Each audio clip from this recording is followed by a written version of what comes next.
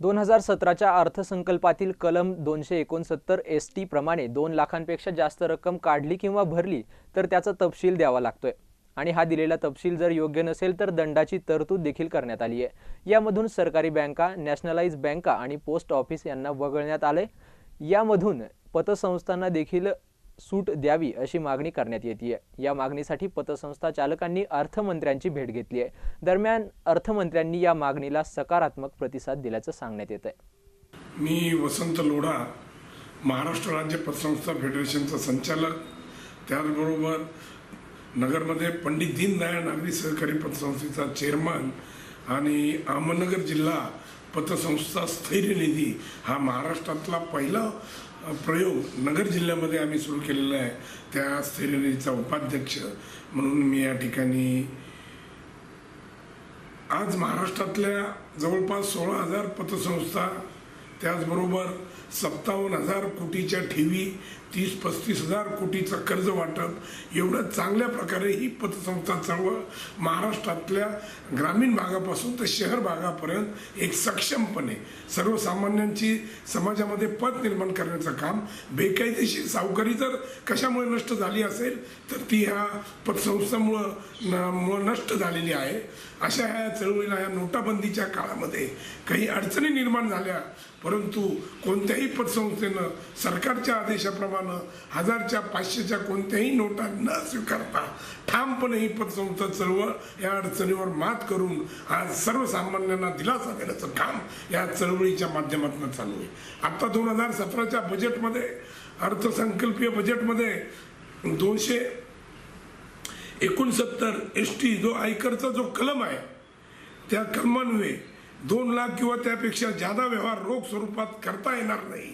आणि जर अशा पद्धतीचे व्यवहार त्या बँकेनं, त्या पतसंस्थेनं किंवा कोणत्याही सहकारी किंवा नॅशनलाइज बँकेमध्ये जर असे व्यवहार केले गेले तर त्याला तेवढीच दंडात्मक कारवाई, तेवढ्याच रकमेचा किंवा त्याच्यापेक्षा जास्त दंड, असं जे काही 269 एसटी हे जे कलम होतं, या कलमातनं 5 जुलै 2017 रोजी अर्थमंत्री माननीय अरुणजी जेटली यांनी एक परिपत्रक काढलं आणि त्यामधनं सहकारी बँका असतील, कोऑपरेटिव्ह इतर सेक्टर असतील, पोस्ट ऑफिस असतील, नॅशनलाइज बँका असतील, यांना या 2 लाखाच्या याच्यातनं वगळण्यात आलं।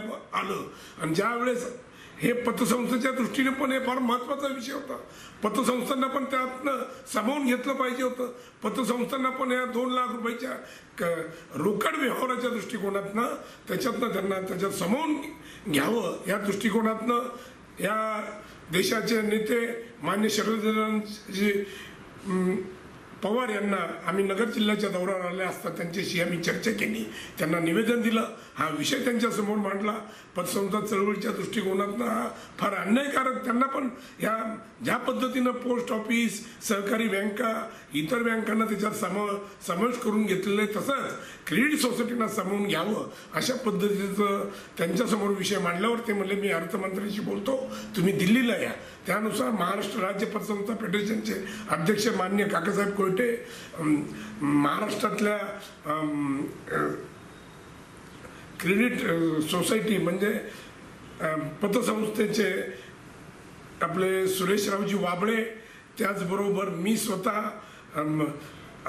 पतसंस्थेचे संचालक माननीय अशोकजी ओहळ आणि ॲडव्होकेट प्रमोद गडगे अशांच्या समूहेत माननीय पवार साहेबांशी आम्ही दिल्लीत चर्चा केल्यानंतर त्यांनी अरुण जेटलींना हा सगळा विषय सांगितला। अरुण जेटलींच्या बरोबर चर्चा झाल्यानंतर त्यांनी आम्हाला काल संसद भवनात वेळ दिली, त्याबरोबर आमच्या ह्या शिष्टमंडळाबरोबर सुप्रियाताई सुळे आणि आमचे नगर जिल्ह्यातील शिर्डी येथील खासदार सदाशिवराव लोखंडे यांच्या समेत हा विषय आम्ही अरुणजी जेटली यांना त्यांच्या संसदेच्या कार्यालयामध्ये आम्ही त्यांच्यासमोर हा विषय मांडला। त्यांनी तो विषय सगळा समजावून घेतला। पतसंस्था चळवळ ही महाराष्ट्रात किती चांगल्या पद्धतीने चालू आहे हा विषय पण मान्य काकासाहेब कोयटे आणि आम्ही सगळ्यांनी त्या ठिकाणी मांडला। त्यांना तो विषय समजून त्यांनी सांगितलं की 269 एसटी हा जो काही आयकर कायद्यातला जो कलम आहे, ह्या कलमामध्ये क्रेडिट सोसायटींना त्याच्यात समावेश करून घेऊ अशा पद्धतीचं त्यांनी आम्हाला आश्वासन दिलं. एकंदरीत सर्व चर्चेतनं 10 ते 12 मिनिटं आमची त्यांच्याबरोबर सविस्तर चर्चा झाली. त्या चर्चेतनं एक दिसून आलं की पतसंस्था चळवळीच्या पतसंस्थेबद्दल त्यांना जी काही माहिती दिली ती माहिती त्यांनी फार आपुलकीने आणि सविस्तर माहिती त्यांनी ऐकून घेतली आणि एवढ्या चांगल्या प्रकारे ही चळवळ महाराष्ट्रात चालू आहे तेव्हा ह्या चळवळीला आता आम्हाला लक्ष द्यावं लागेल अशा पद्धतीचं पण त्यांनी आश्वासन आम्हाला दिलेलं आहे.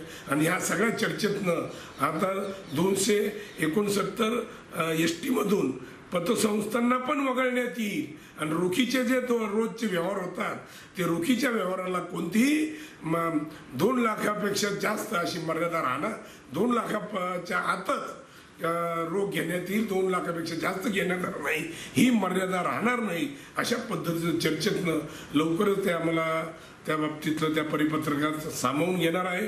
त्या संदर्भात मान्य सदाशिवराव लोखंडे, सुप्रियाताई सुळे ह्या म्हणल्या की 8-10 दिवसामध्ये आम्ही याचा पाठपुरावा करून हा विषय आपण मान्य करून घेऊ अशा पद्धतीचं त्यांनी पण आम्हाला त्या ठिकाणी शिष्टमंडळाच्या वेळेस सांगितलं.